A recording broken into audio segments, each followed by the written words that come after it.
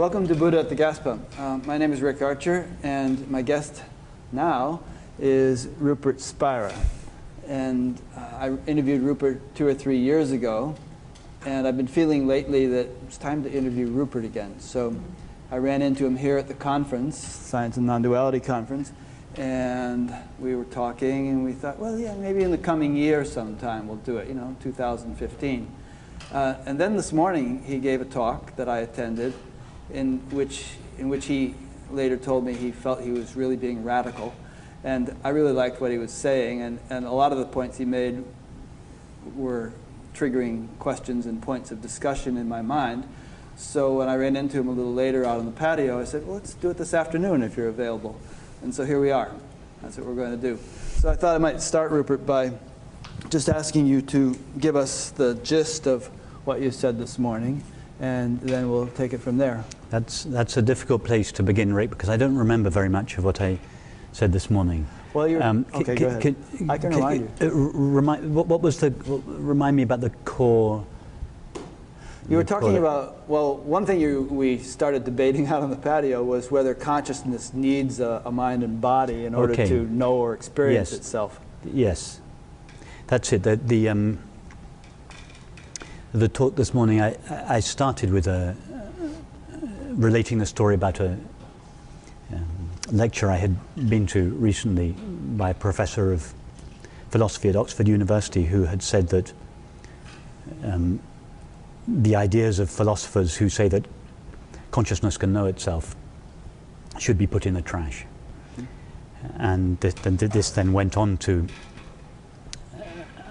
speak about the experience of consciousness knowing itself, which he had denied the possibility of, and in particular whether or not consciousness requires the finite mind in order to know itself. And it's a very prevalent idea in many, you hear it often in spiritual traditions and many contemporary teachings, that consciousness needs the world to know itself, and in particular that it needs the finite mind to know itself. This is a misunderstanding. Consciousness knows itself by itself. Consciousness knows itself in the same way that the sun illuminates itself.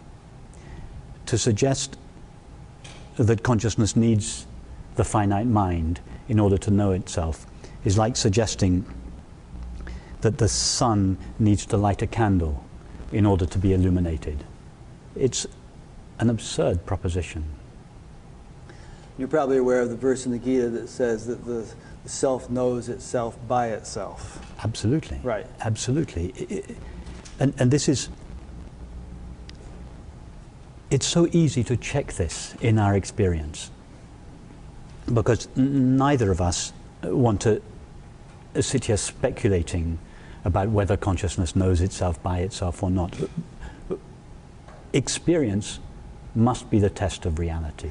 Only experience can decide this matter for us. And I'm glad you're saying that, because this could seem like a very academic, metaphysical discussion if we didn't point out that it's the only reason we're having it is that we're interested in experience. We're not interested in sort of debating philosophies. So, Rick, let's start by, if I were to ask you the question, are you aware? I would say yes. You would say yes. Okay. How do you know? How do I know that I'm aware? Yeah. It seems self-evident. If I weren't, I wouldn't have heard you ask the question. Okay. Now, what is it that knows the experience of being aware? Whatever it is that knows the experience of being aware is obviously what we call I. Yeah. But can you be more specific? From your experience, you agree, I am aware. I do. Now, what is it that knows the experience of being aware? It is your experience that you are aware. Whose experience is it? Well, the pat answer would be my experience. And what is my experience that I'm aware? What is the me that you are referring to? What would be its qualities? the me that knows that I am aware? I guess the question would be, aware of what? And if it's aware of something, like your voice, then there's a process of consciousness, which operates through sense organs, which brings me information from the apparent outside. Okay, exactly. And for that very reason, if I were to ask you,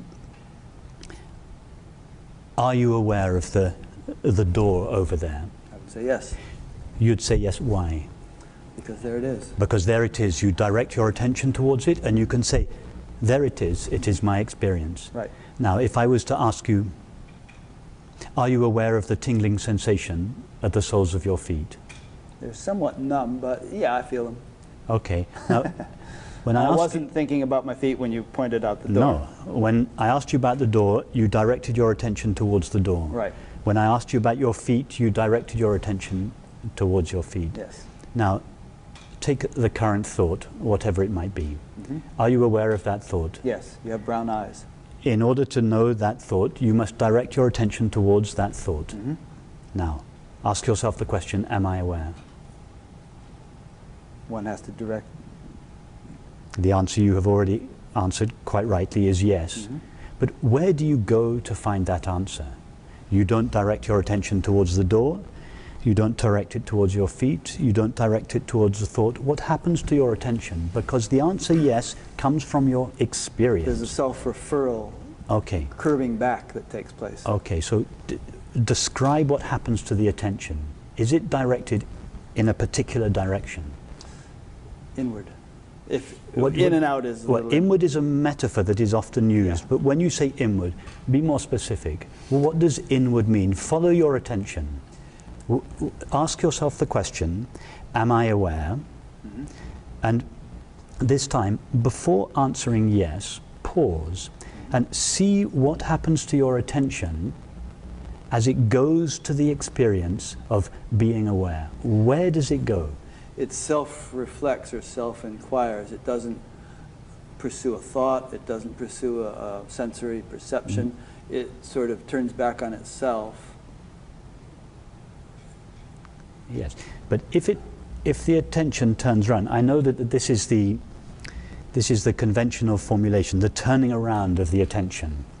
But our attention can only be directed towards an object. Correct. Just to make sure that that's clear, try now to direct your attention towards something that has no objective qualities. I do that every day when I meditate. I'm not looking for, I'm not... No, but just now, take the attention that you're directing towards the door. Mm-hmm. Now try to direct it towards something which is not objective. Well, if you go like that when you say it, there's not going to be anything out here. No, but there's objects. Wherever you go, there's objects. So it's obviously not there. So now try again to direct your attention towards something which is not an object. I would close my eyes. Yes, okay. No point in having extraneous exactly. sensory inputs. Okay. And my attention would begin to settle, my mental activity would begin to settle down because I'm not really concerned with it in this process. You're not attending to it? No, it's not. Yeah. It doesn't serve the inquiry you asked for.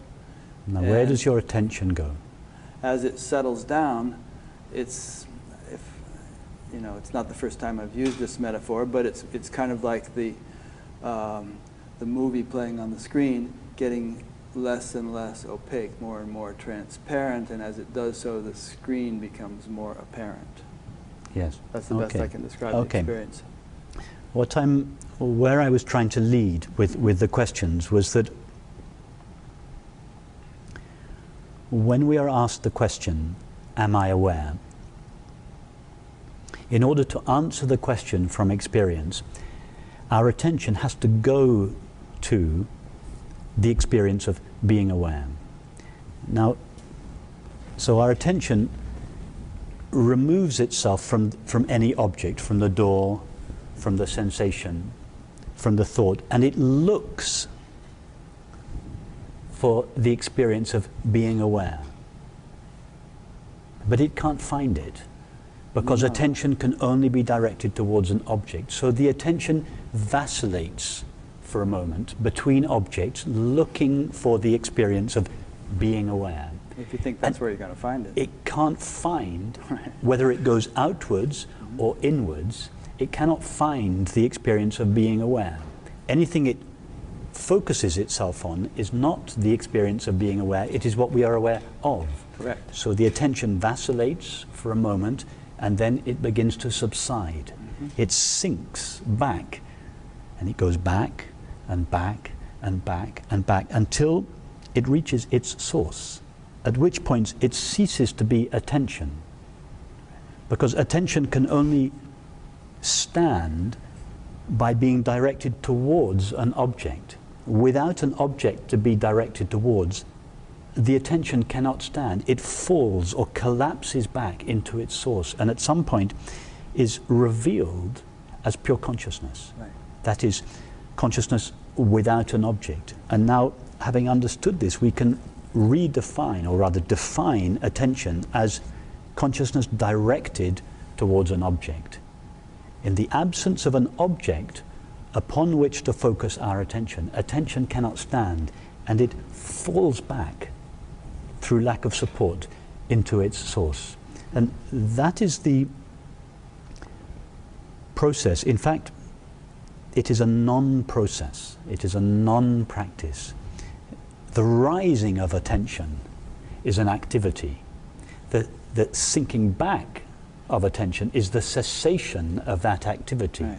It's often called meditation, and it seems to be an effort that we have to make. It's not an effort that we have to make. It is the cessation of a previous effort, which we didn't realize that we were making. So this non-practice of sinking the attention into its source is what is in Sanskrit called Atma Vichara, which for many years has been misleadingly translated as self-inquiry. Which sounds very intellectual. Because when people hear self-inquiry, what is an inquiry? An inquiry is an activity of the mind directed towards an object. So when we hear practice self-inquiry, the first thing we all think, and I thought this for many years, is that self-inquiry is an activity of the mind searching for the I. And then of course the question arises, well, which I? And where is the I? And we're all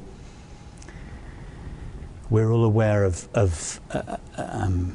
the confusions that have arisen around which I are we inquiring into and what is the process of inquiry. Atmavachara is better translated not as self-inquiry but self-abidance or self-resting. In Ouspensky's tradition it is referred to as self-remembering. Again, that was in most cases misunderstood because it's only possible to remember something with objective qualities. That was not what was meant in that tradition, but it was misunderstood. So again, the mind went off in search of a self that it was supposed to be remembering. No, it's a non-objective remembrance of our eternal nature. It's recognition, it's re-knowing of itself. Now, why is it called a recognition? It's because previously the attention or awareness or consciousness rises in the form of attention in order to know something other than itself. And when consciousness knows something other than itself, such as an object or person or world or thought, it, as it were, turns its back on itself. It ceases gazing at itself and rises in the form of the finite mind or attention. And in the form of the finite mind or attention, it can look away from itself. And this apparent looking away from itself involves the forgetting or overlooking of itself. And this is in the spiritual tradition what is called the primal ignorance, the ignoring of the reality of consciousness. So when attention sinks back into its source, it doesn't know something new. It recognizes something which it has always known, but seemed to overlook because of the exclusive focus of its attention on objects. Right. the nature of the senses being to direct the attention outward toward objects. And in the process, as you're saying, the inner awareness is lost or overshadowed, and of course the movie screen analogy is always used. The objects of sense fall on the screen of the mind, overshadow pure awareness, and it appears to be lost, just as the screen is lost when the movie plays upon the screen. Right? You agree with that analogy, that structure? Yes, yes. We could say the rising of the finite mind, or attention, is the rising of the movie on the screen. Mm-hmm. But in this analogy, it's important to point out that the screen, it's not a conventional TV that is being watched by somebody sitting on their sofa. Right. It's a self-aware screen. Yeah. It's a magical self-aware screen. When the movie appears, it is watched by the screen. Right. The screen is aware of the movie that appears on it. Now, the movie appears, there is a person walking through a landscape, a person walking through a field. And the person looks around and sees trees and fields and flowers and mountains and sky and clouds. In other words, the person in the movie looks around and sees a multiplicity and diversity of objects, all of which are separate from itself. So the person in the movie feels, I, the self here, with my finite mind located here, looks out and sees a multiplicity and diversity of objects. That's how it looks from the perspective of the character in the movie. However, the character in the movie is not doing the watching. The character in the movie is not aware. The character in the movie is made out of the self-aware screen, but it doesn't know it. The knowing, the character in the movie feels that the knowing with which it knows its experience belongs to its body. But it is the self-aware screen, only the screen is aware. Nothing else could be aware because there's nothing else there apart from the screen to be aware. Now, when the screen views the movie, does the screen see a multiplicity and diversity of objects? No, because in the screen's experience, all there is the screen, the indivisible, intimate, infinite screen. In fact, and that is pure consciousness, that is infinite consciousness, but we cannot even say that consciousness is infinite. It's just a concession to the finite mind that believes there are objects. Because from consciousness's point of view, there are no finite things which it is not. In order to say consciousness is infinite or not finite, there must be things that are finite. And then we could say, no, consciousness is not any of those things. But there are only finite things made out of matter from the illusory point of view of the finite self made out of mind. From consciousness's point of view, there is only itself. Pure consciousness never knows or comes in contact with anything other than itself. And so we cannot say that consciousness is infinite. That is a concession. It's legitimate to say such a thing as a concession to the belief in objects. If we believe that objects are real, finite objects are real, then it is legitimate to say that consciousness is infinite. But when we realize that there is just consciousness, we can no longer call consciousness infinite. We can no longer even call consciousness consciousness, because consciousness as opposed to what? Consciousness is always as opposed to objects. So really we should stop talking now. we cannot name the reality of experience. It truly is unnameable, and yet our entire experience of all this multiplicity and diversity of name and form is itself made out of something that has no name and form, that has no, it has no dimensions. This is, think of this. Consciousness, and this is our experience, consciousness itself doesn't have a dimension. Don't try to think of that. It's not possible to think of something that has no dimensions.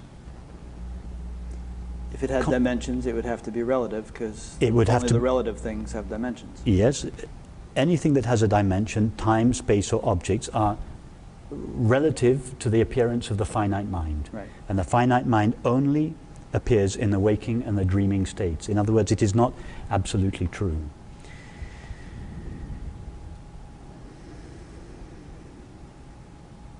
I've lost my train of thought. Where I'll were say we? something and get you going again. Okay. Well, the original question, or the main point I remembered from this morning's conversation was, does consciousness need a mind or a nervous system or any of that in order to know itself? Yes. And let me throw something out and see what you have to say. And that is that consciousness by definition is conscious. And being conscious, what does it have to be conscious of other than itself? Because what else is there on the level of consciousness besides consciousness, right? And yet its nature is to be conscious. So if consciousness, whose nature is to be conscious, has to be conscious of something, it can only be conscious of itself.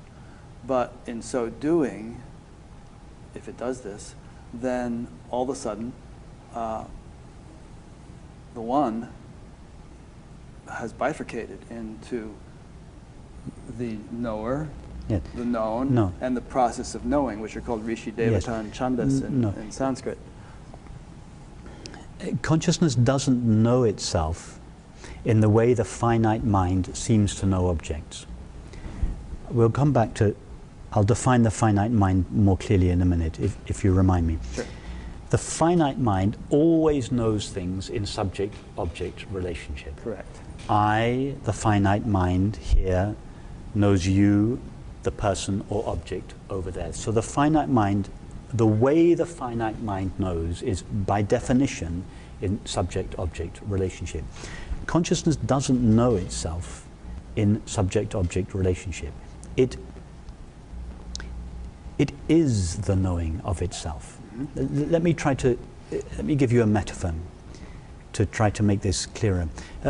Imagine this room, the space of this room. Yes. Now, add the quality of knowing or consciousness to this space. So it's not just an inert, empty space. We've added knowing to the space. It's a knowing, empty space. And now take out all the objects and the people, so that there is just empty, knowing space. Now, what does that empty knowing space have to do in order to know itself? What makes you think that if we're talking about a room, which is a relative manifest thing, full of air molecules and stuff. Just keep the metaphor of space. Oh, okay. Space. It's empty space with no particles or anything. Empty, knowing space. What does it have to do to know itself? I'm not sure that we want to say that space or emptiness. No, it's a metaphoric. No, it's a metaphoric. I'm just trying to give you a. Well, why don't we just use the word consciousness? What does consciousness have because to it's do too in order abstract. to know itself? Because I'm trying to make it more concrete for you. We can go straight. Let's go straight there. Okay. What does consciousness have to do to know itself? Right. And the reason I gave you this metaphor is because in your previous response you said that in order to know itself, consciousness had to divide itself into a knower and a known, and in order to know itself. So it was in response to that comment that I tried to give you the metaphor of space. But I'm happy to stay with consciousness. Let's stay with consciousness. Consciousness, the nature of consciousness is knowing or pure awareness. Pure knowingness. Pure knowingness. Now, what does it need to do to know itself? Is this a trick question? No, no, not at all. It's a straightforward question. But I want to make sure that when we talk about consciousness, we're not talking about some abstract. You are conscious, yes? What do you have to do to know that you are conscious? What does your consciousness, I'm calling it your consciousness, what does consciousness have to do in order to know itself? Well, there's two questions there. If you're talking about me, what do I have to do? No, I'm talking about you consciousness. Me as consciousness. You consciousness. What do you have to do to know that you are conscious?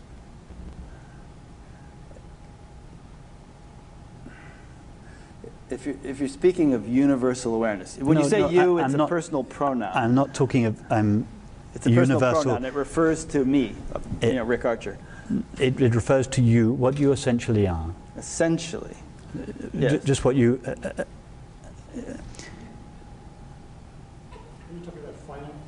all your life, Rick, you have been saying, implicitly rather than explicitly, I am aware of the world. I am aware of my thoughts. I am aware of my feelings. I am aware of the taste of tea. I am aware of the face of my friend. I am aware of this conversation. I am aware of the sensation of my hand on my cheeks. I am aware of the temperature of the air. I am aware of the hum of the AC. So it's a three-part thing. I am aware, I am aware, I am aware, I am aware. Right. All your life. You have always been I, yes? You have always referred to yourself as I. Now, have any of your thoughts remained present all your life? No. Have any of your sensations remained present all your life? Perceptions? No.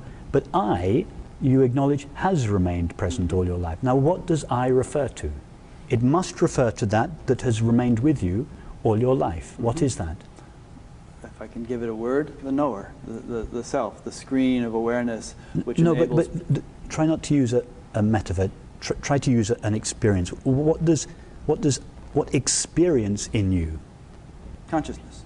Yeah. Yeah. The experience of being aware. Sure. I am aware. So let's have no doubt now, when we say I, when I say you, I'm speaking to consciousness. Okay. Okay. Now what which does is the consciousness... same consciousness as you. Let's not go there. Let's not go there for a moment, because I want to stick with your original question, which is about whether consciousness needs to rise in the form of the finite mind in order to know itself. Let's stick there.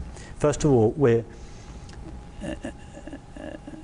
we want to be clear about what I mean by you when I say you, Rick. What do you, consciousness, we've already ascertained now, you've agreed, what I am is that which is aware.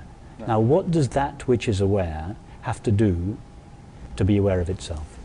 Well, I think the second verse of the Yoga Sutras gives us a good... No, I don't want to know the Yoga Sutras. I want to know your experience. It's very germane. My experience is described by that verse, which is... But I want to hear it in your words, Rick. Okay.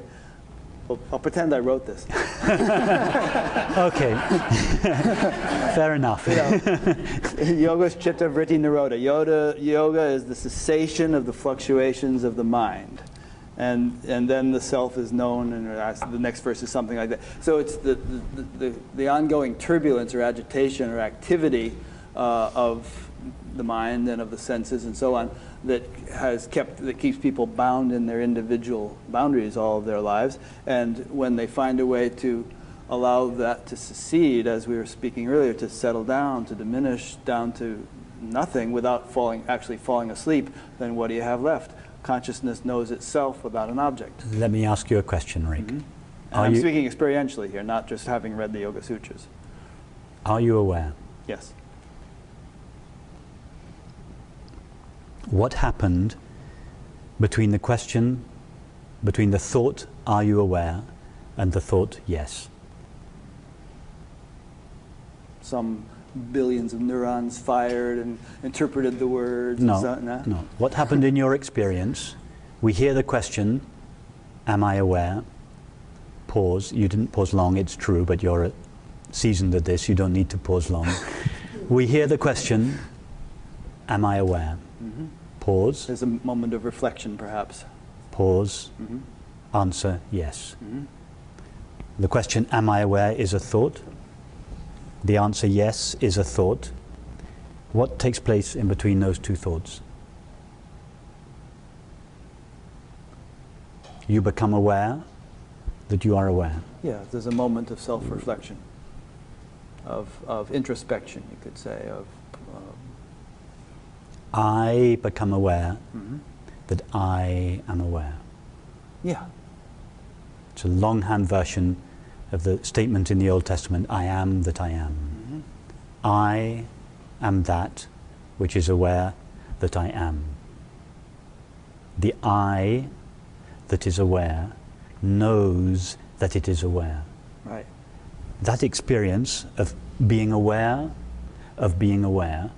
took place in between these two thoughts. Awareness didn't have to go anywhere. In order to know the first thought, awareness or consciousness had to rise in the form of the finite mind. When that thought came to an end, attention, the finite mind, plunged into its source.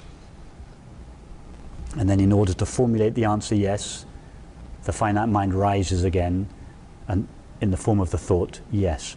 But in between these two thoughts, the attention plunges into its source and is revealed as the simple experience, I am aware, or being aware of being aware. Now, how difficult is that? Now, most people aren't going to have Rupert asking them that question all day long. And I've known people and interviewed people who, in my opinion, more or less tormented themselves by continually asking that question, probing, asking that question while trying to live an active life, or perhaps finding themselves incapable of Rick, living an active life. I'm sorry, Rick, I want to keep on track.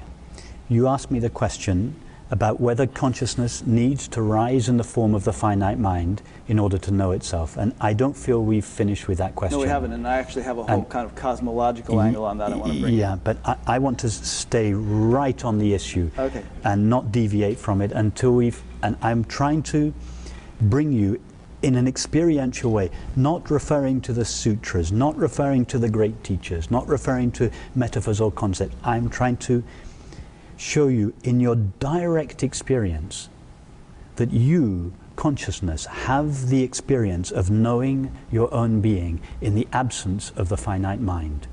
And that is not an extraordinary experience that happens after 30 years of meditation to 1 in a million people, if they're lucky. It is everybody's experience. It is available to everybody equally. If we had Ramana Maharshi sitting here, and we asked him the question, are you aware? I guess he would probably just smile at us, but let's suppose that he would answer yes. In between the thought, are you aware, and the question, and the answer yes, his attention would sink into its source. If we had somebody here, taken off the streets, who had no idea about non-duality or spiritual matters, a die-hard materialist, sitting on the other side of the room from Ramana Maharshi, and we said to her, are you aware? She would probably have to pause a little longer than Ramana Maharshi. But as long as she understood the question and she was interested in participating, she would hear the question, am I aware? Pause. Yes. She would go to exactly the same place in her experience that Ramana Maharshi went to in his. In that moment, her attention would have collapsed momentarily into its source, and in that moment, the experience of awareness, being aware of itself, would have shone briefly in her experience. I say briefly because in her case, through force of habit, the finite mind would have risen almost instantly again in order to go outwards into the realm of objects, whereas Ramana Maharshi's attention would have remained resting in its source. Right. So what you're saying is it's the same thing, but in this case it's perpetual, stable, nothing Ramana has to do What I'm saying is that in order to know something other than itself,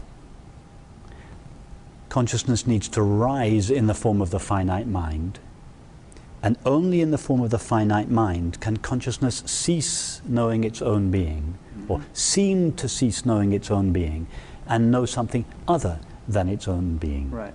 However, in order to know itself, it doesn't need to rise in the form of the finite mind. It remains at home. It knows itself simply by being itself. That is the way consciousness knows itself, simply by being itself.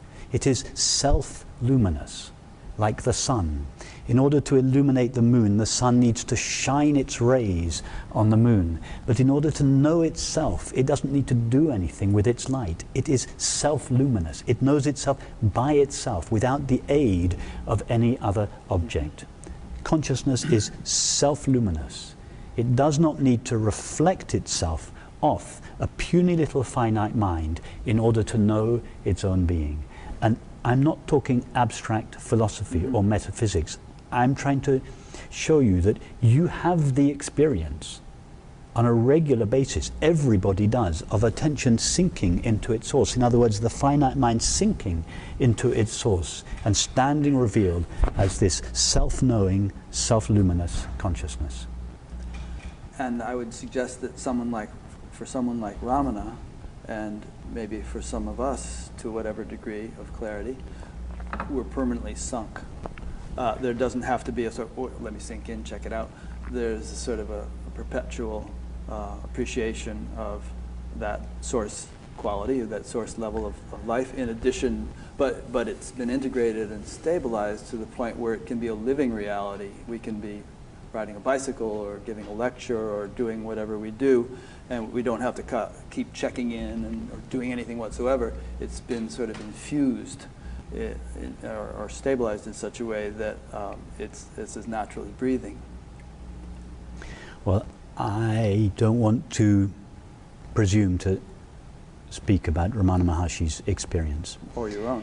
So, I mean, you can speak from your but own. what I can say for myself is that when the attention sinks, and it's not a one-time thing, it's not, oh, the attention has sunk into its source and stands revealed as consciousness. Rumi described it so beautifully. He said, flow down and down and down in ever-widening rings of being. It's the sinking and sinking and sinking and sinking of the attention into its source. And as the attention sinks into its source, it is gradually, in most cases, very occasionally suddenly, but gradually in most cases, the attention is divested of all the limitations that thought and feeling have superimposed on it. And at some point it stands, attention is completely undressed. It stands naked. And attention undressed, attention divested of all limitations, is pure consciousness. Now, and at that point, I would say the word attention is no longer attention, quite the word we want to use. It is no longer attention. Right. The word attention comes from... It has the implication of directing or focusing. It comes from the Latin word tendere, which means to stretch. So attention like a tendon. is the stretching of awareness towards an apparent object. So in attention there is always a subtle effort. We've become so habituated to giving our attention to objects that we actually don't notice that it requires a subtle effort. So attention is a stretching of awareness or consciousness to an object that is seemingly outside of itself. So this sinking of attention is the relaxation of this effort towards the object. So you're absolutely right. When all the tension goes out of attention, it no longer stands as attention. It is revealed as inherently peaceful consciousness in which there is no tension, no agitation. That is the simplest, most natural state of being. It's this knowing of our own being, or consciousness is knowing of its own being in us. It shines in the mind as the knowledge I am, or I am aware, and it shines in our feelings as peace or happiness. So the experience of peace or happiness is God's footprint in the heart. So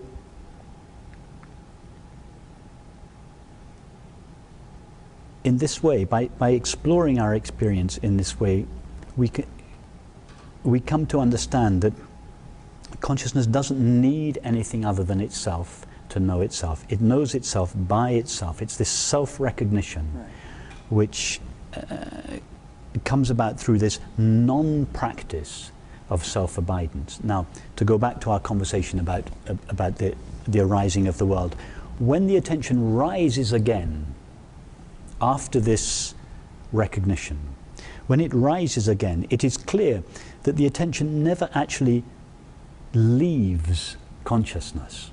Previously, we thought that the attention left ourselves and came in contact with an object that is separate from ourselves. Now it is clear to us that attention never leaves consciousness. Attention is a modulation of consciousness itself. So as the finite mind rises, it rises in two forms. One in the form of thought, two in the form of perception. Normally, thought takes up residence inside, perceived objects take place outside. But now, with this new feeling understanding, this self-recognition, it is clear to us that the attention never leaves consciousness, never comes in contact with anything outside consciousness. Everything that arises in consciousness, is known by consciousness, and is made of consciousness. So all experience is a modulation of this infinite consciousness. And that is what the Sufis mean when they say, wherever the eye falls, there is the face of God. It is what the Sufis mean when they say, there is no God but God. When they say there is no God, they mean no object has its own existence. There is no such thing as an object that exists. Existence means, it comes from two Latin words, ex and sistere, meaning to stand out from. No object truly stands out from consciousness or being and comes into existence. Nothing ever leaves consciousness. No thing ever comes into existence and stands with its own being. That's what it means. There is no God. Things don't have their own being. The apparent existence of things is God's existence, is the being of infinite consciousness. Right. So no thing truly exists. There is no real existence. Nothing comes into being, and nothing leaves being. There is just this infinite, eternal, ever-present being, knowing and being itself alone.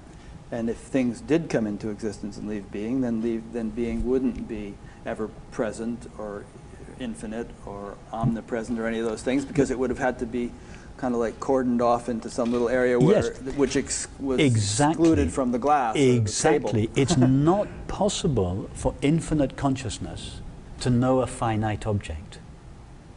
Because imagine you have infinite consciousness and then a little finite object appears.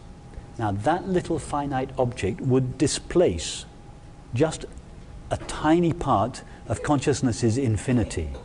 In other words, consciousness's infinity would no longer be infinite. There'd be a hole in it somehow. There would be a hole in it because there was a finite object there which would immediately make consciousness a finite subject. Mm-hmm. In other words, it's only possible to know a finite object from the point of view of a finite subject. Mm. Infinite consciousness knows nothing of finite subjects and finite objects. Infinite consciousness knows nothing of the separate self made out of mind or the outside world made out of matter. The separate self made out of mind and the separate world made out of matter are fabrications of thought.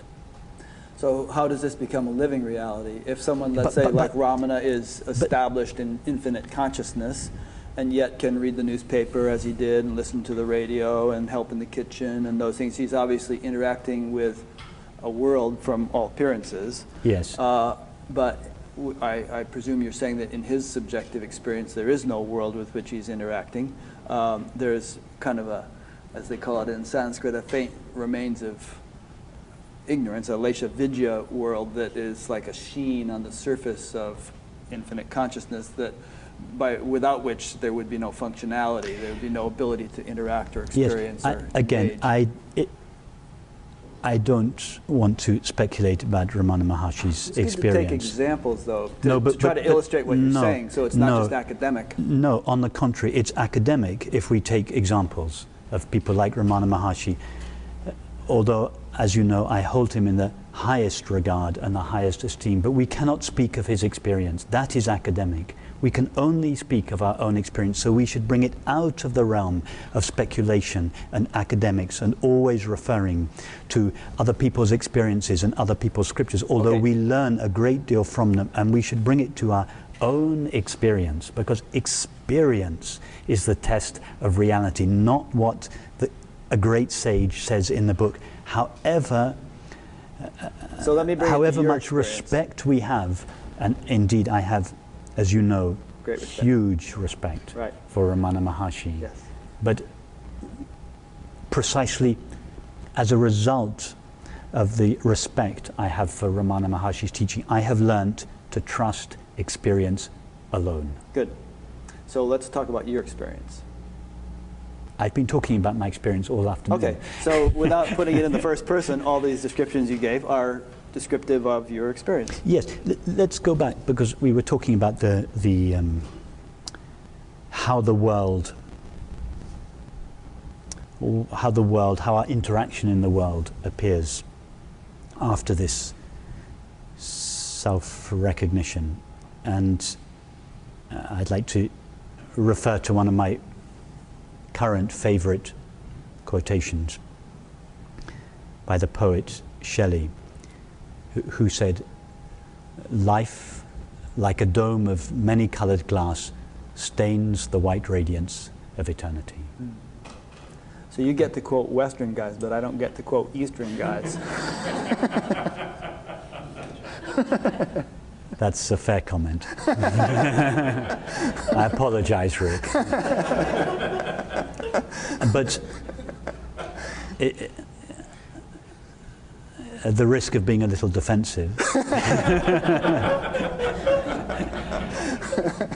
I am only using Shelley because he is so eloquent, and so I'm just borrowing his words. I'm not referring to an experience that I don't know about. I'm borrowing his exquisite words because they are so much more eloquent than mine. But I'm now, and this will, you'll be happy about this, I'm now going to alter Shelley's words in order to make them my own, because if we explore our experience, it doesn't, no experience, no thought, no feeling, no sensation, no perception stains the white radiance of eternity. No experience stains infinite consciousness. Your own experience or anybody's own experience? Everybody's own experience. But I can only speak for my own experience, but I would suggest that, because I'm speaking of consciousness as experience,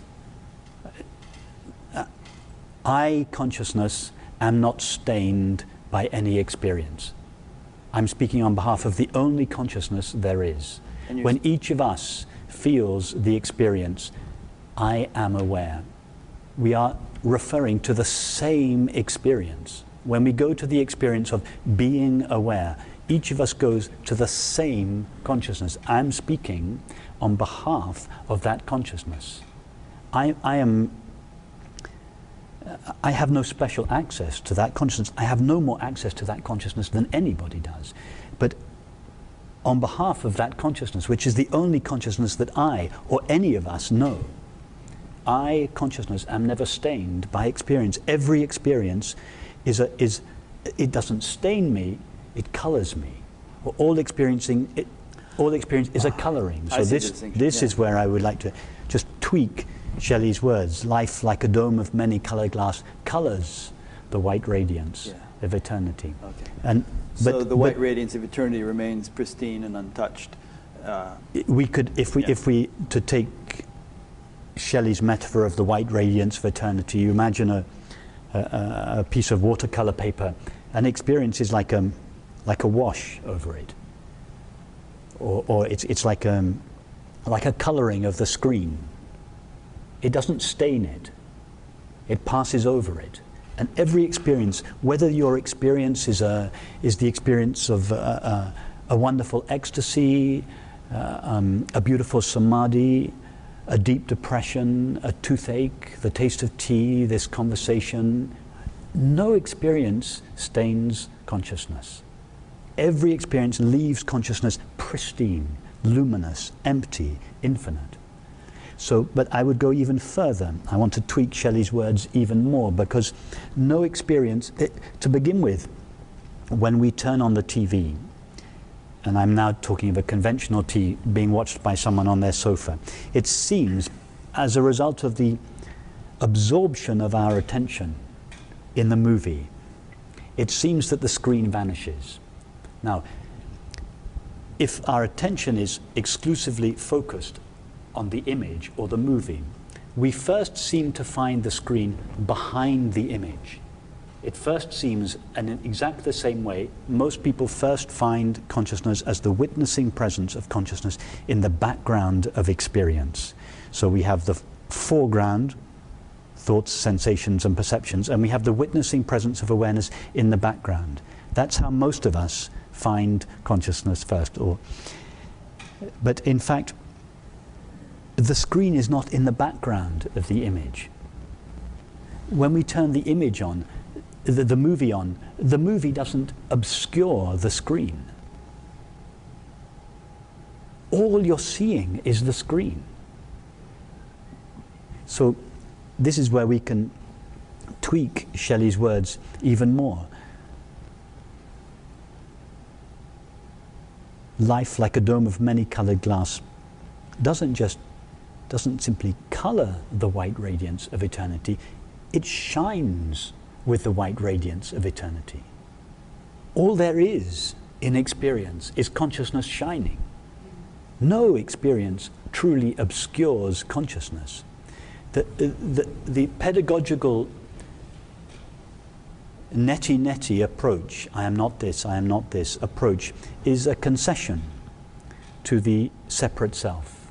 It's a teaching device, and a legitimate teaching device for those of us whose attention is so fascinated by thoughts and feelings and sensations and perceptions. The teaching says to us, no, see that you are that which is behind all of this, knowing it. And all of this, thoughts, sensations, and perceptions, seem from this point of view to obscure this witnessing presence of consciousness.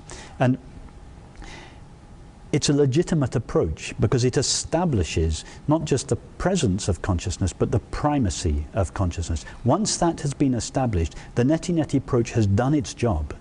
We should abandon it because it keeps us in separation.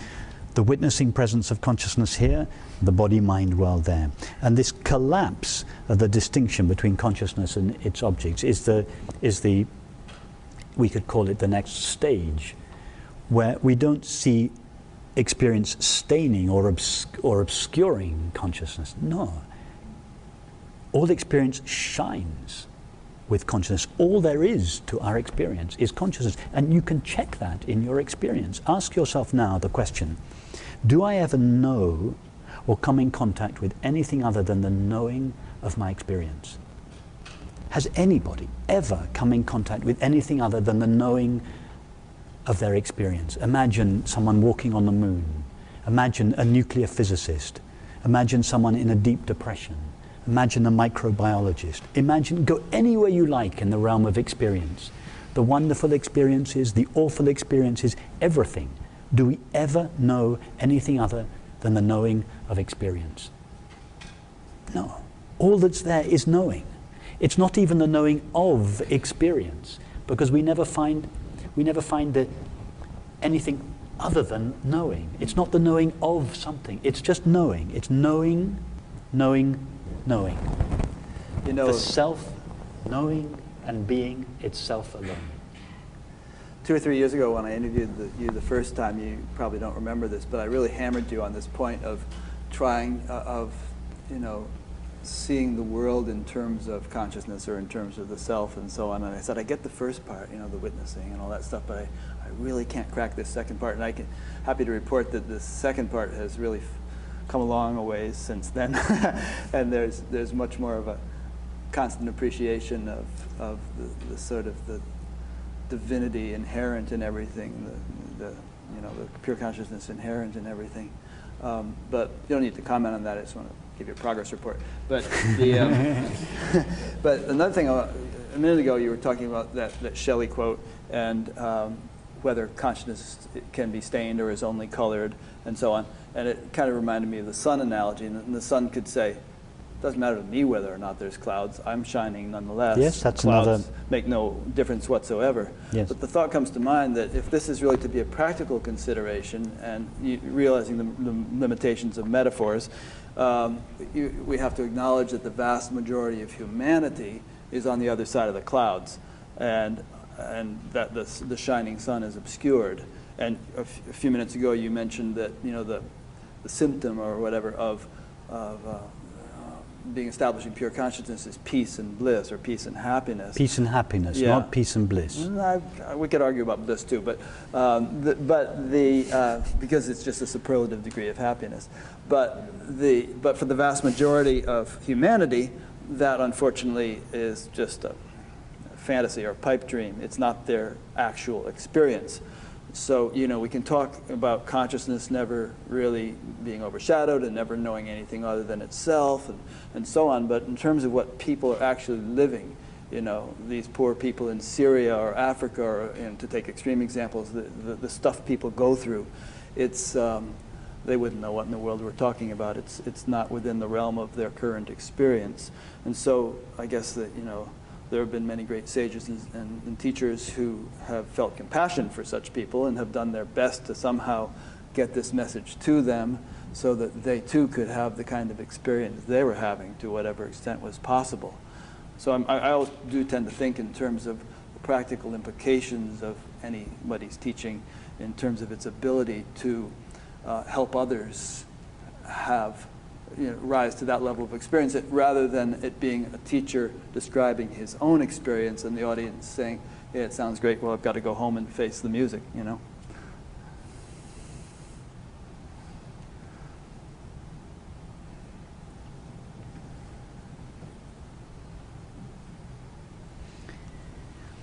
If we really consider the implications of what we've been speaking of, and I don't just mean consider theoretically, because what we've been speaking of has been based only on our current direct experience. The conclusion that we have arrived at, the experiential conclusion that we have arrived at, is that all there is indivisible, unlimited consciousness that knows nothing other than itself. Now, what does that mean? If that is our experience, if we have come to realize this, what does it mean for our experience? When you're speaking with somebody, when you're walking along the corridors here, when you're eating your meals, when you're brushing your teeth, when you're dealing with your taxes, when you're dealing with your equipment for your interviews, when you're paying for your groceries at the checkout counter, when you're paying the cab driver, it means that you never come in contact with anything other than God's infinite being. Live that. Live like that. Live every moment of your life with this feeling understanding that there is just God's infinite, indivisible, infinite, intimate being. Treat everyone like that, not just your close circle of friends, not just all people, but all animals, not just all animals, but all objects, because there are no objects made out of dead, inert stuff called matter. Matter is a concept that was invented by the Greeks 2,500 years ago to account for that part of our experience which takes place outside consciousness. Scientists have been looking for it for 2,500 years. Don't you think they would have found it by now? Matter. If it was there? They're still looking. They've been looking for 2,500 years, scientists or philosophers. It's not there. They think they found it, most of them do. In fact, most of them deny the reality of what we're talking about. They say that comes out of matter. All they find is an appearance in the finite mind, and the finite mind is a temporary, itself a temporary appearance. It appears in the waking state and the dream state. So this stuff called matter, out of which the universe is supposed to be made, is not absolutely true. It's relative to the finite mind. It's a perception in the mind. Yeah. That nobody's found stuff called matter. Nobody's found anything that is not a perception. So you just admonish people. But I want to. I don't want to go off down that track. What I'm saying is that when we, to answer your question about living this, not just with people, not just with animals, but with objects made of. But this is no less God's infinite being than your nearest and dearest friend. And when I say this, I'm suggesting that there is this separate object. Experience is always one. I mean, are you now having 10,000 experiences or one experience? It's funny you should mention the number 10,000. We're having one experience. Experience is always one. Experience is never divided into 10,000 things. I'm keeping with your question. Live like that. Treat everyone and everything, not intellectually, but feel that everything you know or come in contact with is your own. When I say your own, you, God's being, God's infinite, indivisible, intimate being, shining in all your experience. Live like that. If we live like that, that is the greatest contribution. It is the greatest gift we could ever give to humanity. Right. There's nothing greater than we could give to humanity than that. Totally agree. And over the course of the past 46 years, I've dedicated my life to living like that, and it's been it's a work in progress. But still is. I'm living like that more and more as time goes on. I would have to say, Rick, you are a beautiful example of that, and what you do with your website and your interviews is your unique and utterly beautiful way of sharing this experience, and it's you're doing it in your own unique way. I'm doing it in mine. Everybody is doing it in their own way. Yeah, I mean, you probably do what you do because you do want to share it. You're not content to just make ceramics. You want to get out there and share something that you found to be so precious. I do what I do simply because I love it. You love it. Me too. Exactly. I just love it. Yeah. For no other reason. Right. It's a joy. It's fun. There's no. I have no mission. No, but it's just your own fulfillment. It's just somewhere. Atmanada Krishna Menon says that a moment comes when you can no longer keep what is inside you. It just comes bubbling out of you. My cup runneth over. I just feel this. I'm just doing what I love doing. I'm not doing it for any reason. No? That's sufficient reason in and of itself that you love it, if we want to call that a reason. Yes. Now, the reason I perked up when you mentioned the number 10,000 is that I was... Sorry, I interrupted you. Okay. I keep interrupting you. That's okay. I had just been thinking about the fact that over the course of the next year, let's say, tens of thousands of people will watch this interview. And they'll all hear you say, live like that. And I can imagine 99% of them saying, sounds great. How? You know, what do I do? What do I have to do to live like that? Okay. When you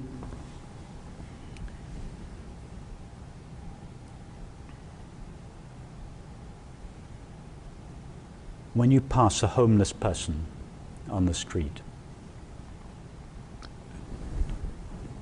who's asking for money, you give them money, or you don't, whatever you choose. But when you do so, you look into their eyes. And you have this feeling understanding that what they truly are is this luminous, open, empty, imperturbable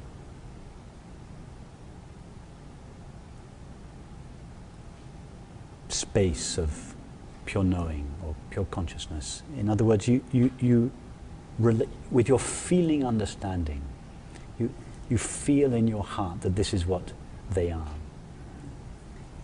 They have temporarily forgotten that, but you interact with them, whatever your interaction, whether it's giving them a coin or whether it's with paying your cab driver or talking with your neighbor or whoever you are dealing with, you hold in your heart this feeling understanding. That which I am relating to is this luminous, open, empty presence that is identical to myself, not identical to myself, that is myself. You feel that, And you allow that feeling to inform your dealings with that person. Now, with the homeless person, it'll express itself one way. With your child, it will express itself in another way. With your neighbor, it will express itself another way. So this feeling understanding is continuously being tailored to the moment and expresses itself in different ways from moment to moment. But what informs our interactions with people is always this same feeling understanding that what they are, who they really are, is this infinite being. And then we don't just do this in our interactions with people, but with animals too.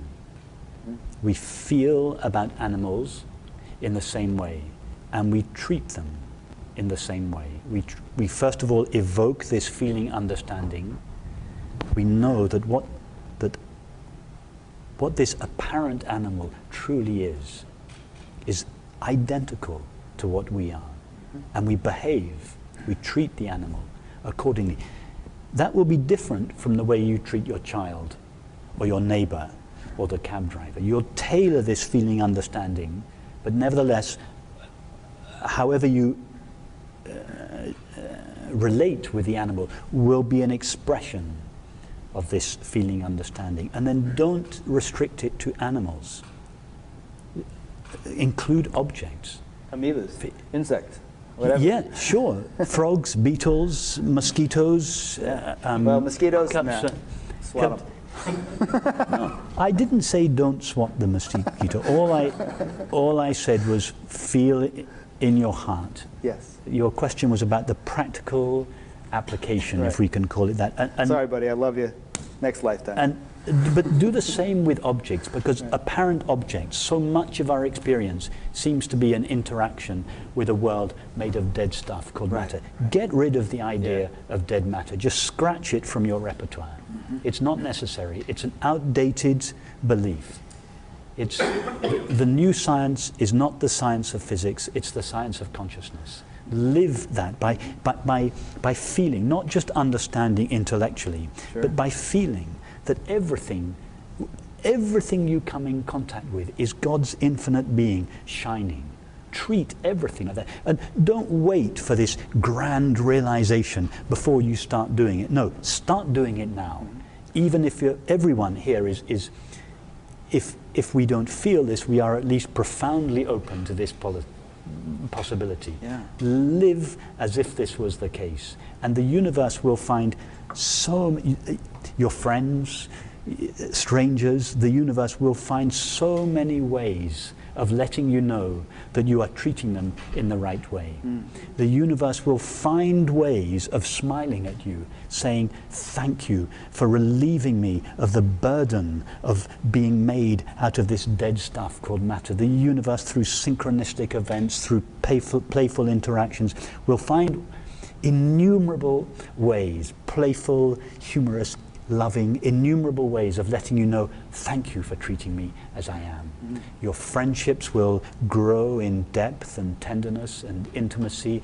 You will feel this contact with animals and with nature, and you'll feel everything is alive with consciousness, and the world will let you know. The world will say thank you to you. Every day the world will let you know, thank you so much for treating me as I am. I've been suppressed by the burden of materiality for so long, and now you're treating me as I am. It's such a relief, and the world will thank you over and over again.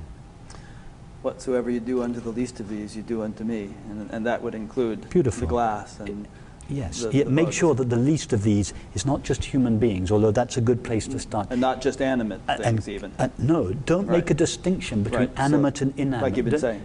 Don't make it's because we've got to we've traced our experience back to the place where there are no distinctions. Right. There are no selves, there are no objects. There is no outside world made of matter. And now we're going back from that understanding back into the world of appearances.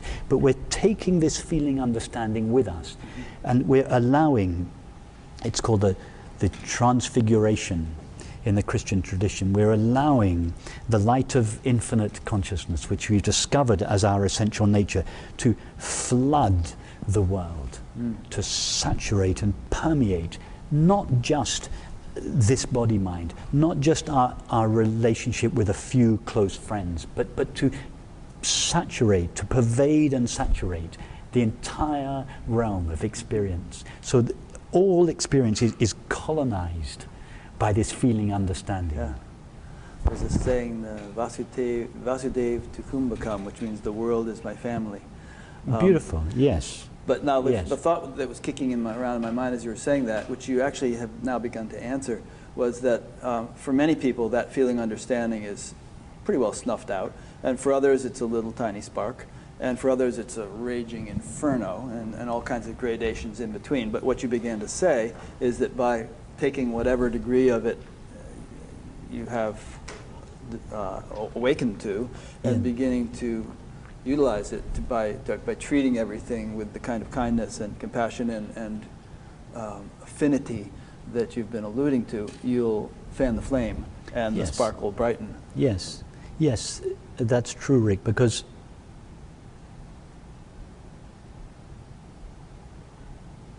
the light of consciousness is never snuffed out. Yeah. It is I know, never, not utterly. But it gets never, pretty darn dim in some people's experience. Yes, but just think about your experience when it is pretty darn dim. Let's imagine a depression. Okay. Me at the age of about 15, 16. Okay, so you imagine a depression. It's a form of suffering. And by definition, in our suffering, we are longing for happiness. It's not possible to suffer and not at the same time to long for happiness. In fact, suffering and the longing for happiness are the same thing. Yeah. So our suffering is actually, the separate self feels it as the experience of suffering. The separate self feels, I am suffering and I need to go in search of happiness. That is the separate self's erroneous interpretation of its experience. What is actually happening is that the source of happiness itself, pure being, infinite consciousness, it has a gravitational force to it. It is pulling the separate self back into itself. That gravitational pull is felt from the point of view of the separate self as the longing for happiness. The separate self feels, I long for happiness. No, it's not the separate self that longs for happiness. The separate self, if we concede the existence of the separate self, it does nothing. It is happiness that is pulling the separate self into itself. Beautiful prayer of a monk in the 16th century. Lord, thou art the love with which I love thee. I thought that I was loving thee. It is you that is loving me. It is your love. The love with which I love thee belongs to you. I thought it was mine. It's the same thing. We feel I am suffering and I am seeking happiness. Suffering is happiness. The desire for happiness is happiness itself calling us back. It's saying, sweetheart, come back to me. Stop looking for me out there. Stop looking for me in the realm of objects, substances, states of mind, relationships. I'm not there. You've been looking for me there for decades.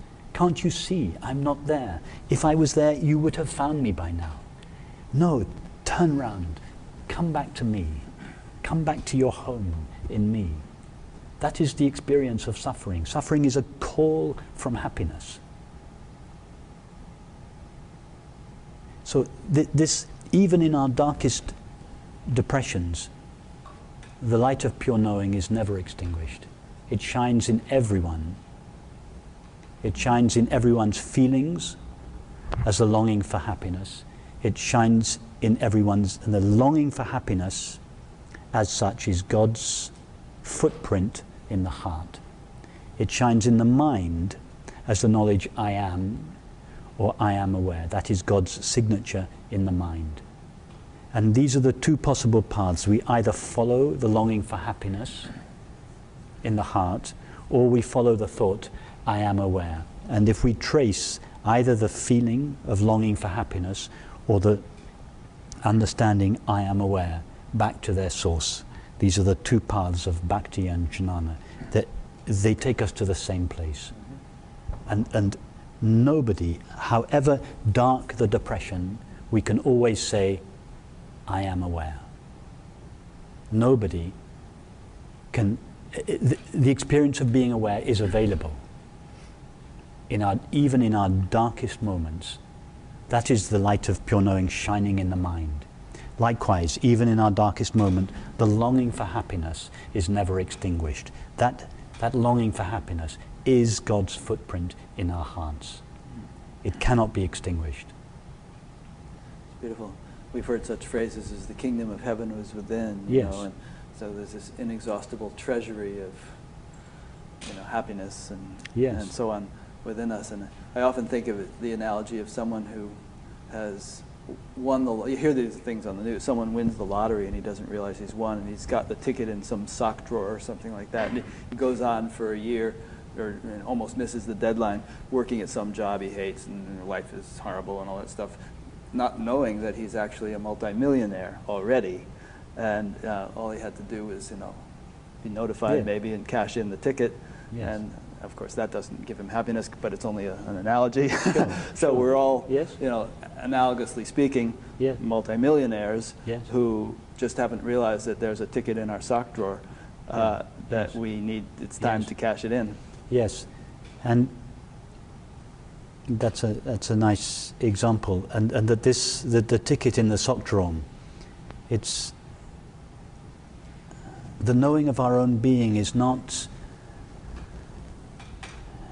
something exotic or extraordinary or something that is only available to 1 in a million. It's the birthright of everyone. Everybody is aware. Everybody knows the experience of being aware. If we went out onto the streets now and took a survey of all 7 billion of us, or maybe how many are we now? 8 billion of us, and asked them the simple question, are you aware? They would all pause and say yes. That's it. Their being. The experience of being aware is equally available. It's even closer to us than the sock drawer. It's not buried. Right. It doesn't have to be earned. We don't have to discipline the mind to reach it. It's just right there, wide open, just ready to be turned towards. Whenever you ask yourself, am I aware? There it is, your own being shining. Whether you're depressed, whether you're happy, whether you're sick, whatever your circumstances, it's always there, always available to everybody equally. Since we're throwing out a bunch of Bible quotes tonight, there is, of course, the famous one, seek and ye shall find, knock and the door shall be opened. And I always translate that as meaning, if you just sort of, and I know there's some gurus and saints who say, take 1 step toward me, I'll take 1,000 steps toward you. Yes. I think there's magic in that just initial intention to step in the direction that you're talking about, to discover what you've been describing, and that initial intention works wonders, and 1 step leads to the next. So if you don't feel like, okay, it's day 2 here and I'm not totally getting what Rupert was saying, take day 3. Just keep that intention lively and let it be continually enlivened more and more, and it bears fruit. Yes, that's very true. As a concession to the separate self, the teaching traditions give the separate self something to do. It self-inquiry, self-surrender. Takes a thorn to remove a thorn and all whatever. The teaching, of course, knows better. The teaching, of course, knows that there is no separate self there, either to do something or not to do something. But out of compassion, the teaching tailors itself to the moment and elaborates various means or paths through which the apparent separate self may take a step towards its reality. Of course, when the separate self dissolves in its source, there is this realization, I was never a separate self. The separate self never came into existence, and the separate self never dissolved out of existence. Give us the T.S. Eliot quote. There was just consciousness all along, but as a concession to the belief in a separate self, as a compassionate concession to the separate self, the teaching will elaborate these means. Yeah. I've heard the analogy, a man standing in the middle of a big mud puddle, and someone's out on the end of the mud puddle. He says, how do I get out of this mud puddle? And the guy on the edge says, take a step. You're asking me to put my foot in the mud. Just take a step. Another step. Eventually he's out of the mud puddle. And you know, the word Vedanta means end of the Veda, Anta means end. And a lot of times people want to just sort of be at the end. But whether you pursue a Vedic path or not, there may be all sorts of steps that ultimately appear not to have been necessary, but from the perspective of the guy in the middle of the mud puddle, may be necessary to get to the point where that final realization can dawn. And as much as everyone would like to leap from the middle of the mud puddle to being out of it, what that often amounts to, in my experience, is people talking the talk, but not really living what those words represent. You're talking about the traditional progressive Vedantic path. And I have respect for that. And I was on that path for many years. What I'm speaking of here is something different. It's the direct path. But what I would suggest is that the fact that you were on it for many years brought you to the direct path. But that doesn't mean that 25 years on the progressive path is a prerequisite for the direct path. It is not. For anybody? Nobody? All that's necessary for the direct path is to ask yourself the question, am I aware? And to pause. And to follow your attention back to the experience of being aware and to stay there. That's it. Some people might find in their experience that that's easier said than done. Staying there is the trick. Well, when I say stay there, I don't mean stay there forever. I mean just allow the attention. You can use this question as an aid. Am I aware? It's a new formulation of the traditional question, who am I? You could use this question. There are many other questions we could use. You use this question, am I aware, simply as an aid to gently encouraging the attention to sink back into its source. And just encourage it to rest there. By force of habit, after maybe a short while, the attention will rise again and go outwards towards an object. And if the attention is required by the world, then we should leave our attention dealing with objects. However, when our attention is no longer required by the world, instead of manufacturing another object or series of objects with which to keep itself busy, we can again ask this question or a similar question and thereby encourage our attention, instead of resting on an object, to flow back to its source and rest in its source. And after some time, it's no longer necessary to pose a question to our attention. It's done without words, that there is the attention is no longer required by the world, and there is this spontaneous sinking back of the attention. And after some time, we begin to taste the peace that is available in the depths of our being. So the attention needs less and less encouragement to go back to its source. It's happy to go back there. It's when it's and it finished, remains there even when it's dealing. You're saying when it's finished, but I'm suggesting even when it's dealing with objects, perhaps even intensely, that we can continue to taste that peace. It's not an either-or situation. That's very true, but I Yeah. was responding to your question about whether the attention should stay there. I wasn't suggesting that one should make a disciplined effort to keep attention resting in its source. It's natural for the attention to go out to objects. What normally happens is that when there isn't an object to attend to, we manufacture an object or series of objects. This is the addiction to thinking. Yeah, we're bored, we turn on the radio. In order to keep the attention rising or risen. So it's just this gentle encouragement for the mind to sink into the heart, as Ramana Maharshi said, this falling back of the attention, and soon we begin to taste the peace of our true nature. There's less incentive for the attention to leave its home unless it is required by circumstances, in which case it leaves home, deals with the circumstances, and just comes back naturally to rest. Yeah. Well, it's not a the important thing is it's natural. It's not a discipline of the attention. It's a natural style of functioning after a while. It's a relaxation.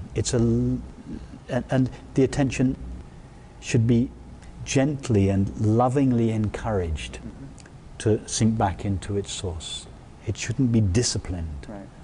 It's not an effort. It is the relaxation of an effort. Well, there's two ways of keeping a dog at your door. You know, one is you chain it, and the dog pulls against the chain, keeps tugging. Another is to just put some good food there, and the dog will just be there. That's so it. The good food is the source, is blissful or happy. This field of happiness you've been referring to is the good food. Exactly. Yeah. Exactly. The peace of our true nature is the good food, and after a while, the dog doesn't want to leave home. Right.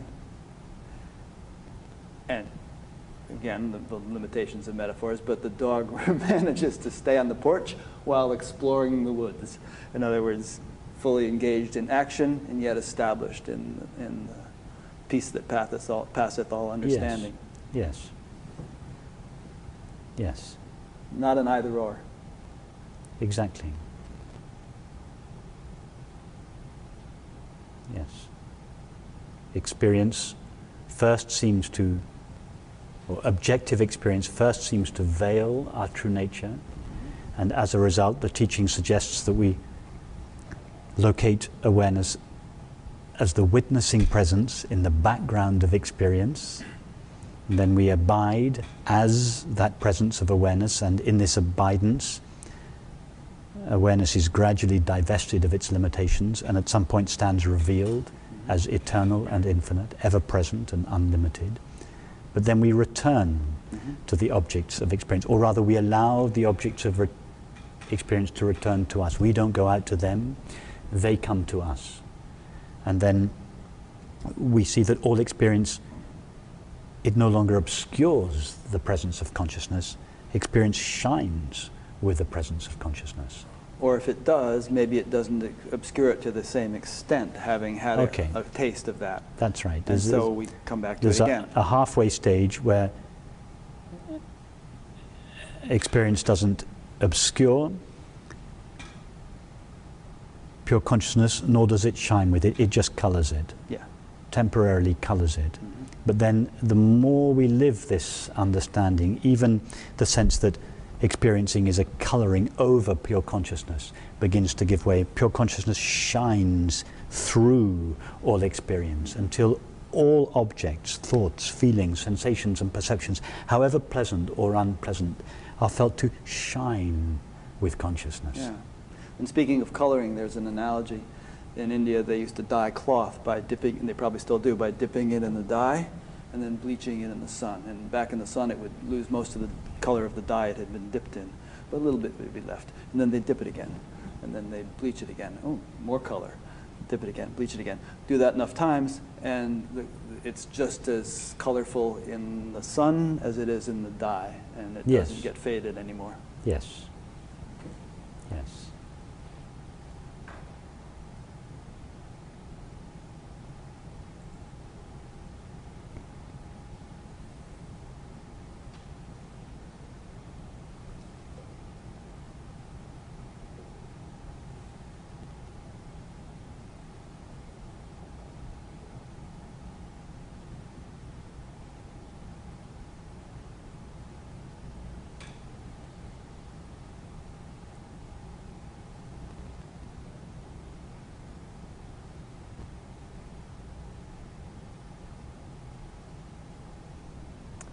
It's this peace that we first found in the background of experience. It begins to percolate through, shine through into the foreground of our experience, so that all our experiences, we don't have to go into the background anymore to find this peace. Experience is pervaded by this peace. The light of consciousness shines through experience. Experience becomes progressively transparent to the light of pure knowing. More and more transparent. So the light of pure knowing shines more and more brightly. When I say the light of pure knowing, it's a metaphor, the peace of our true nature, this causeless happiness, imperturbable peace, shines through the objects, and the objects become increasingly transparent, increasingly empty of objectness, increasingly full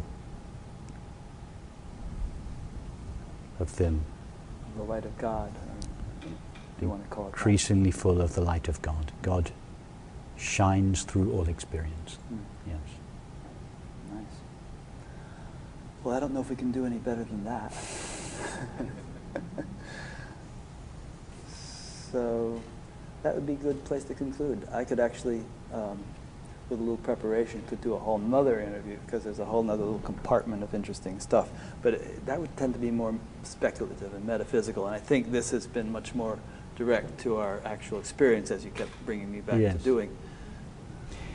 Yes, I'm not very good at metaphysical or speculative. Yeah. Speculative. I'm very simple, Rick. Yeah. I've just learned one very simple lesson in life, and that is experience alone is the test of reality. I've just learned to trust experience, and to, over the years, to question what is my actual experience. And of course I've received a great deal of help from my teacher and teachers and people that I've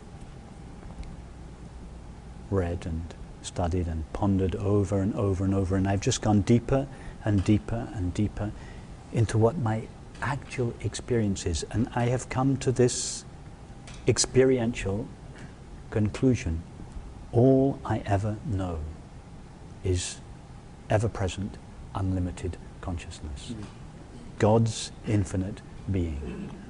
And the I that knows it is that which is known. There is just God's infinite being. That's just the simple experiential conclusion I've come to through trusting my experience. I'll give you a teaser for what we might do a few years down the line. And that would be, if consciousness is the only reality, how is it that objects appear to come into existence? And how is it that there seems to be such an incredible, vast, intricate hierarchy of structures and laws of nature and intelligence operating at all the various levels of creation that scientists identify? What's actually going on to have brought this about? Your original point was that why would consciousness need anything in order to know itself? So the question might be, why is there a universe? Does it somehow have a purpose in enabling consciousness to play with itself or even know itself in a way that in a completely unmanifest state wouldn't have happened? So I realize that's a little bit metaphysical, cosmological, but I think it's meaningful because it can become relevant to our own experience. I think our experience can answer those questions and can develop in subtlety and nuance and richness, so that becomes a really germane line of inquiry. Maybe that's what I'm thinking. For another time. Shall we stay with God's infinite being shining Yes, in all we experience. should. As I said, that was just a teaser, you know. P.T. Barnum said, always leave them wanting more. Oh, well, this is great, Rupert. I really, really enjoyed this. I'm so glad that we did it instead of over Skype or something. I It's nice to quite have a agree, little Rick. It's audience. lovely to spend time talking with you again. Thank you. Yeah. If I could, I would do all my interviews in person like this. Yes, yes. Yeah. And I'm very glad to have done it like this. And I think what you're doing is such a beautiful gift to humanity. And thank you. Well, like you, I'm for just doing doing it. what I love. Very You good, know, yeah. there's no great credit for it or anything. No, but I understand. Yeah. So let me make my usual concluding remarks. I've been speaking with Rupert. It's Spira, not Spira, right? Spira. Yeah. Long I. And we're at the Science and Non-Duality Conference, a plug for our host, the Science and Non-Duality Conference, which Rupert and I have been to every year for quite a few years now, as well as many other wonderful people. And as you can imagine from hearing this conversation, it's a very lively place to be. And a number of people have come up to me at the conference and said, gee, I'm here because I've heard you mention it so many times. So I mean, there are lots of other good conferences and all kinds of things you can do and places you can go. So I'm not claiming any sort of exclusive specialness for this, but it's just something I happen to enjoy. And I appreciate our hosts, Maurizio and Zaya Benazzo, for allowing me to do these interviews here. He did say to put a banner up. I said, all right, I'll put a banner up, but I draw the line at any kind of tattoo. So there may or may not be another one or two interviews while I'm here at the conference, but whether or not there are, this is an ongoing series. I've been doing it for 5 years now. There are over 250 interviews online at batgap.com, B-A-T-G-A-P. So if you go there, you can explore around and you'll be able to find them. There's a past interviews menu and they're categorized in several different ways. There's a future interviews menu showing what's coming up. There's a donate button, and if people never click that, I wouldn't be here. So I appreciate it when people feel motivated to do that. There is a newsletter you can sign up for to be notified by an email, maybe about once a week when every new interview is posted. There is a chat group that you can participate in, which is fairly strictly moderated these days because we want it to be a very civil, intelligent place to have a discussion and not a place to sort of trash one another, as sometimes happens in online discussion groups. And there's also an audio podcast of this whole thing, which has almost as many listeners as the YouTube thing has viewers. So if you don't have the time to sit in front of your computer for hours on end watching things, put it on your iPod and listen during your commute. It'll be maybe of some value. So thanks for listening or watching, and we'll see you with the next one, whatever that might be.